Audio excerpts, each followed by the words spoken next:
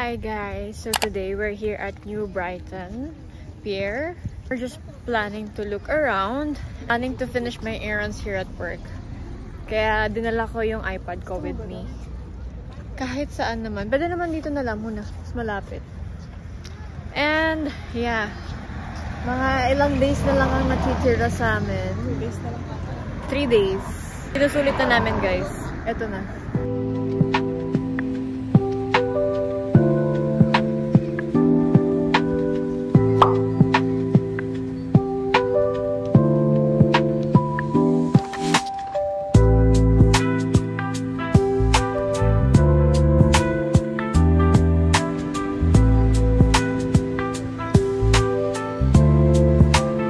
Walk na, tapos na kami mag-moment dito sa New Brighton Pier.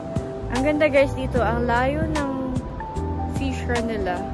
And maraming seagull dito guys. Look at the view! Meron din pala silang water park here. Perfect for bonding.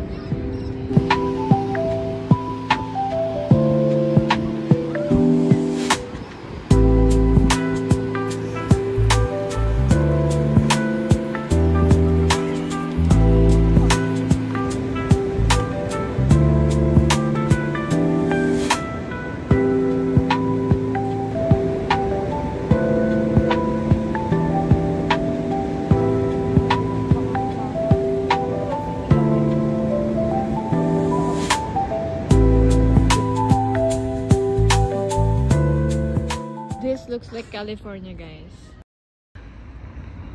So we're on our way to the bus stop. We're in babalik na kasi kami going to bus interchange, my favorite place.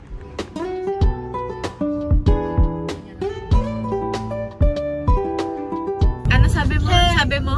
Nakakapagod pa? Ang LDR. Nanonood pa kayo nag-meet? Ay, very toxic.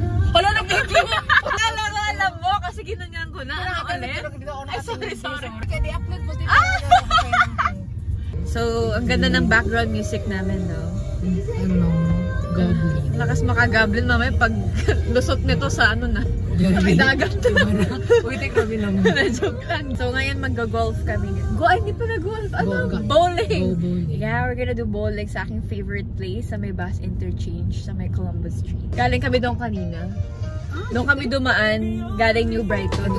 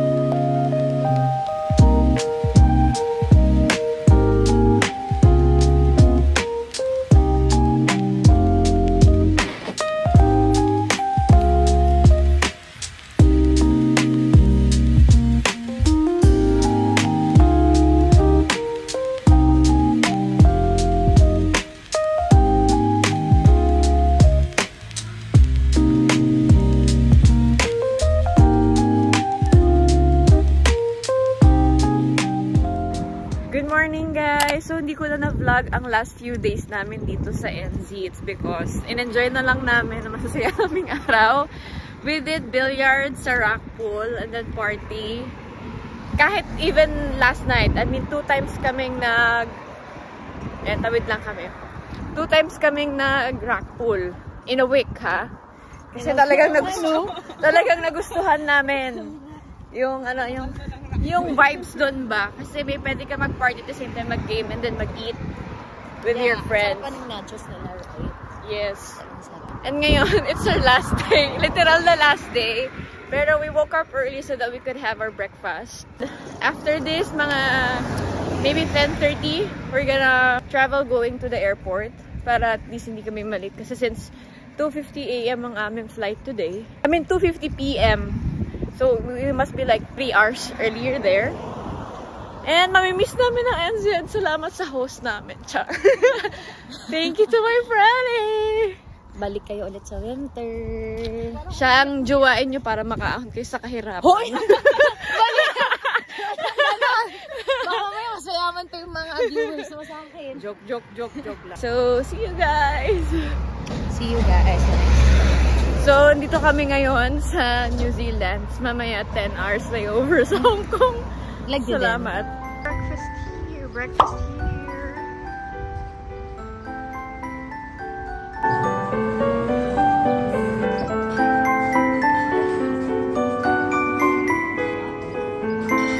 Breakfast is ready, guys.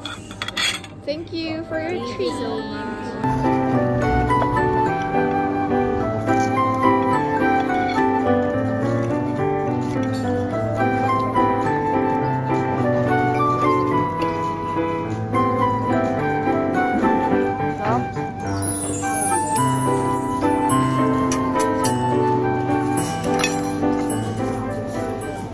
We're done eating our breakfast, guys. So now we're heading back to the house of my friend. Wala na, inaantok na. So, grabe ang heavy ng breakfast namin. Pero I think it will last until mamaya. Until 2 days. Until 2 days. It will last until... Grabe, ang bigat sa tiyan. Yung surveys nila dito, good for 1 person. Pero sa atin, guys, good for 2 persons na. Kaya makakatipid kayo kung kayo ay 2. Siguro sa ano. Kasi malit lang naman yung kain. Pero parang feeling ko, laki na ng espasyo nun sa tiyan ko. Puro mabibigat eh. May mushroom, may ano yan? Potato. Anong potato? Hash brown. Tapos may bacon. Yeah. Bacon. Poached egg, ganun. And a lot more. You walk in like it's nothing, but girl, you change the air, heat wave in the city, and you're the only breeze. Hey, bye-bye, Claude! Dito kami sa airport. Ayan na. Going home na! Sana hindi tayo mag-over. Sana magpasira yung mali. Ayan nga. Looking cold with that sparkle sweet and bold. Yeah, you're my peach cream soda, cooling me down, taking over. Dizzy on my tongue and my brain, rushing through me like summer rain. You're the kind. Bye-bye na, guys. Love scripted. Scripted siya. Bye-bye. See you on winter. Sige, pagdasal natin yung puhon. Puhon, taray, marunong ka na yun. Bye-bye, guys. So, this is... Iyak na siya. Inaantok lang ako. Bye, guys. So, this is the last day at New Zealand. New Zealand Airport. Ito pala admin. Babalik naman siya. Bye, guys. So, update na lang namin kayo. Update na lang kayo kung makukumpis yung ano niya. Uy! Thank you. My peach cream soda, cooling me down, taking over. Fizzy on my tongue and my brain, rushing through me like summer rain. You're the kind that hits just right. One small sip and I'm Boarding. Bye, guys. So, we're gonna have our 11-hour flight going to Hong Kong. So, that's our connecting flight. So, we're given like seat na dulo. So, nauna kaming i-board. Pero magkatabi naman kami. And it's fine. Right? Bye-bye New Zealand for now. Until we meet again. We're here inside the aircraft na. So, Good luck sa 11-hour trip. Gutom na ako. Sana i-serve agad yung food pagka take off. So, see you Philippines tomorrow because I think it's gonna be like almost a day na biyahe. Pero I love traveling, guys. So, it's just like nothing to me. So, dito ko ngayon sa middle seat. Sana wala akong katabi para makapag-stretch kami ng feet mamaya. Since patagal-tagal to, borlogs tayo. Galing pa tayo sa party last night. So, guys, na magustuhan niyo yung vlog na gagawin namin. Yun na, i-share namin sa inyo kung gaano kaganda rin ang beauty ng New Zealand. And don't forget to use my Klook code. Claims Virtual Diary, Klook. I'm just gonna put na lang the code here sa description box below. Take off na kami. Binigyan na nila yung menu. Papakita ko sa inyo kung ano yung mga food na meron na isa-serve nila for this flight. Sarap ng food natin for today. Yes, gutom na. And wala kaming katabi. I think it's not a full flight kasi maraming mga seats pa. You say it's fine, but your eyes roll left. You laugh but it feels like a silent test. I text you, wait, then type, then stop. Girl, what's the deal? Can we just talk? I'm not a mind reader, I'm just me. So, ito na nga may hinihintay. It's, ano ba ito? Lunch? Rice time. And we gotta refill up our juice. Ano mo lang guys? So, may bread sila. Ice cream na lang. Cheese. Wow. Yeah. Ice cream. Beef. So now, we're gonna try their ice cream. Gutom yun. Naantok na.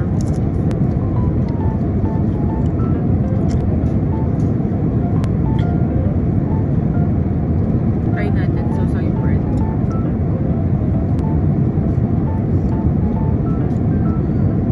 So good.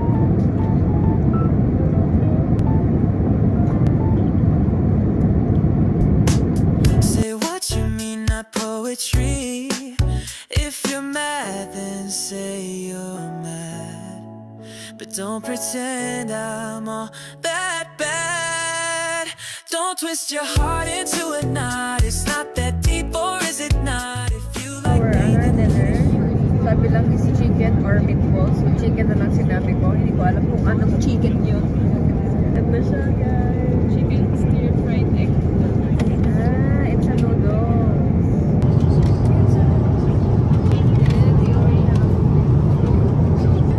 Blueberry cheesecake. Yeah. And then we're just gonna wait for our juice, guys.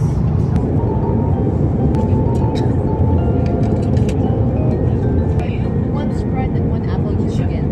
Thank you. Thank you. All good, thank you.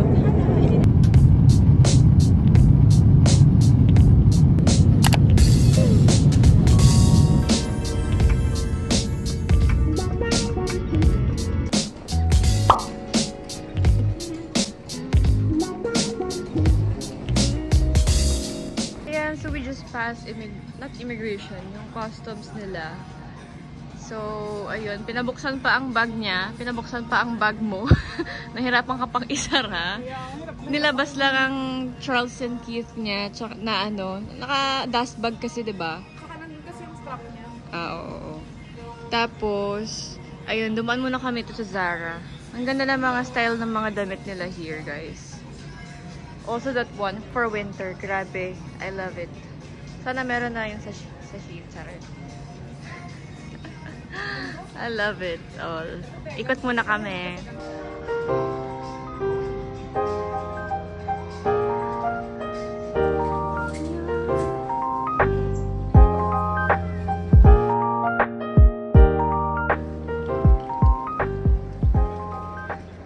I just bought our snack, guys, for tonight.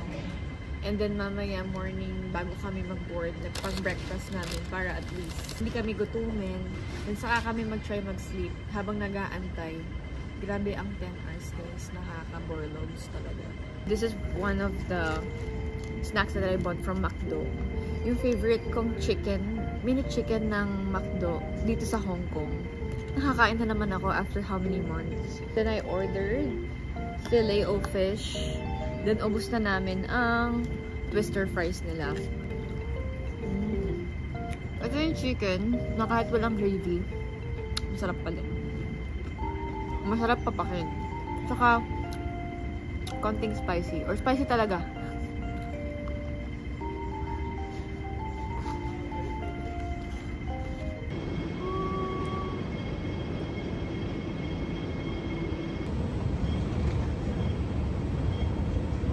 Now, boarding. Yan, so guys, it's a full flight today. That's why one of our hand carry bags kinuha na for check-in. Bye-bye Hong Kong. Finally, we're going home after waiting for like 10 hours here. Grabe ang layover namin today. Yeah. Yung coldness na yan, yun yung lamig sa labas.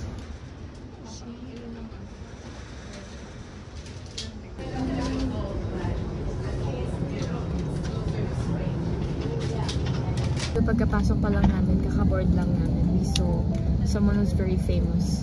He's a British chef. Sikat na chef to, may palabas siya. Hell's Kitchen. Sa Netflix niya. Mahilig siyang magalit, pero hindi sa personal. Si Gordon Ramsay, guys. Kanina nag-hi lang si Catherine. Tumisa kang sabihin, hindi ko mapapansin kasi nakadiretso yung tingin ko kanina going to our seat.